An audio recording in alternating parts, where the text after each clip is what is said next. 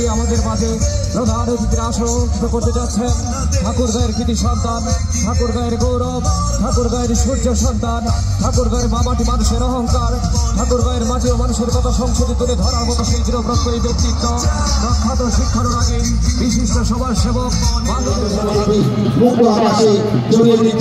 বাংলাদেশের ইতিহাসে বহুদলীয় গণতন্ত্রের প্রবক্তা।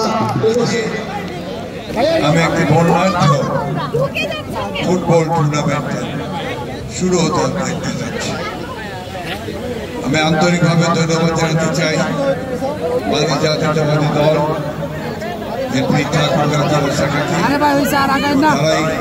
টুর্নামেন্টটি আয়োজন করে ঠাকুরগাঁয়ের মানুষকে একটা নির্মল বিনোদন ক্রীড়াঙ্গনে একটি নতুন ধারা সৃষ্টি করতে যাচ্ছে। যদিও এই কাজটি ক্রীড়া সংস্থার, তারপরেও বিএনপি যে কাজটি শুরু করলো আমি মনে করি তার ধারাবাহিকতা দিয়েছে এবং অন্যান্যরা সেটাকে বজায় রাখবে। আমাদের দেশে একটা ভয়ঙ্কর সময় আমরা পার হয়ে এসেছি। প্রায় 15 বছর একটা পাথর আমাদের বুকের মধ্যে চেপেছিল। সেই পাথর আমাদের সমস্ত প্রতিষ্ঠানগুলোকে দানবের মতো সব ধ্বংস করে ফেলেছে। এই খেলার মাঠগুলোকে ধ্বংস করে ফেলেছিল। এই ঠাকুরগাঁয়ের খেলার মাঠে আমার ব্যক্তিগত স্মৃতি অনেক অনেক, সেই সব বলে আমি এখন আর সময় নষ্ট করব না। শুধু এটুকু বলতে চাই, এই মাঠের সঙ্গে আমার সম্পর্ক ছিল অঙ্গাঙ্গিভাবে জড়িত। আজকে আমি ধন্যবাদ জানাতে চাই আমাদের সেই সমস্ত ছেলেমেয়েদেরকে যারা এখানে ডিসপ্লে করেছে। অত্যন্ত চমৎকার ডিসপ্লে হয়েছে, খুবই সুন্দর। আমি স্কাউট এবং গার্লস গাইডের ছেলেমেয়েদেরকে ধন্যবাদ জানাতে চাই যে তারা এখানে শৃঙ্খলা রক্ষা করেছে।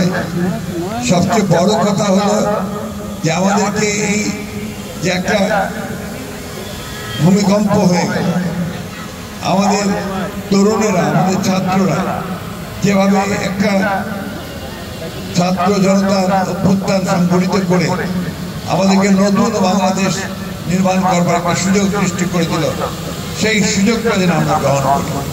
শুধু রাজনীতির ক্ষেত্রে নয়, সেটা আমরা সর্বক্ষেত্রে, খেলাধুলা, সংস্কৃতি, আমাদের জীবন, সামাজিক জীবন, শিক্ষাক্ষেত্রে, স্বাস্থ্যক্ষেত্রে, সর্বক্ষেত্রে যেন আমরা একটা নতুন বাংলাদেশ দেখতে পাই। আমি আজকে আমাদের সঙ্গে যিনি এসেছেন এখানে, এক সময় ক্যাপ্টেন ছিলেন এবং তার নেতৃত্বেই সাফ ফুটবলে বাংলাদেশ জয়ী হয়েছে। তিনি এখন রাজনীতির অঙ্গনে এসেছেন, সেখানে এসেও তিনি কিন্তু খেলাকে ভুলে যান না। তিনি এই খেলাই শুরু করেছেন আবার। তার ঢাকা মহানগরের ফুটবল টুর্নামেন্টে আমাকে নিয়ে গিয়েছিলেন তিনি, এবং সেখানেই আলাপ হয়েছিল যে আমরা ঠাকুরগাঁয়ে ফুটবল টুর্নামেন্ট করতে পারি কিনা। আমি সেই জন্য তাকে আন্তরিকভাবে ধন্যবাদ জানাতে চাই তার সহযোগিতার জন্য। ঢাকা থেকে আজকে অনেকে এসেছেন, আমাদের কৃতি ফুটবলার সাব্বির, আমি একসময় তার ফ্যান ছিলাম। আমি আমিরুলের ফ্যান, সাব্বিরের ফুটবলে। আসলে এরা যখন মাঠে জনপ্রিয়তার সঙ্গে সঙ্গে ফুটবল যারা একটু নেমে গেছে। ফুটবল হচ্ছে আমাদের দেশের খেলা, মানুষের খেলা। আজকে গ্রামের মধ্যে গিয়ে দেখি যে আপনি একটা ব্যাট নিয়ে বানিয়ে ক্রিকেট খেলছে। আগে দেখলাম সেখানে ফুটবল খেলছে, গাঁদের মধ্যে সবাই ফুটবল খেলছে। এই ফুটবলকে আবার আমাদের জনপ্রিয় করে তুলতে হবে, এবং যে উদ্যোগ আজকে আমিরুল নিয়েছে, সারা বাংলাদেশে সেই ফুটবল টুর্নামেন্ট শুরু করেছে। বিভাগীয় খেলা হয়েছে এবং একটা ইউনিক ব্যাপার, একটা রাজনৈতিক দল সে আজকে নেতৃত্ব নিচ্ছে ক্রীড়াঙ্গনে এবং সারা বাংলাদেশে এই ফুটবল টুর্নামেন্ট শুরু হয়েছে। আমি ধন্যবাদ জানাতে চাই আমাদের ভারপ্রাপ্ত চেয়ারম্যান জনাব তারেক রহমান সাহেবকে, তার প্রত্যক্ষ মনিটরিংয়ে, প্রত্যক্ষ দিক নির্দেশনা আজকে আমিনুল তার সহযোগীদেরকে নিয়ে এই টুর্নামেন্ট সারা দেশে করছে। আমি বক্তব্য দীর্ঘ করবো না, খেলার মাঠে বক্তব্য কখনো ভালো না। শহীদ প্রেসিডেন্ট জিয়াউর রহমান অনেকেই ছেলেরা হয়তো জানে না, আমাদের ছোট ছোট প্রজন্মের, তিনি ছিলেন একজন ক্ষণজন্মা মানুষ। তিনি বাংলাদেশে একটা একদলীয় শাসন ব্যবস্থা থেকে বহুদলীয় গণতন্ত্র নিয়ে এসেছিলেন। তিনি এই দেশের গণতন্ত্রকে মুক্ত করেছিলেন এবং এই দেশটির আমূল পরিবর্তন সাধন করেছিলেন। সাংবাদিক ভাইরা এখানে দাঁড়িয়ে আছেন, দু একটা কথা শোনাবেন, সেই কথা খেলার মাঠে বলতে চাই না।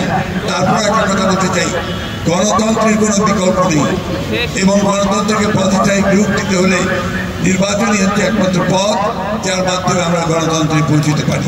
এবং সেটাই আমাদের ফুটবলকে বলুন, ক্রিকেটকে বলুন, ক্রীড়াঙ্গনকে বলুন, সাংস্কৃতিক অঙ্গনকে বলুন, সুশাসন প্রতিষ্ঠা করার ক্ষেত্রে বলুন, সর্বক্ষেত্রে সেটাই হচ্ছে একমাত্র পথ যেখান থেকে আমরা সামনে এগিয়ে যেতে পারি, আমাদের ভবিষ্যৎ প্রজন্মকে আরো সামনের দিকে নিয়ে যেতে পারি।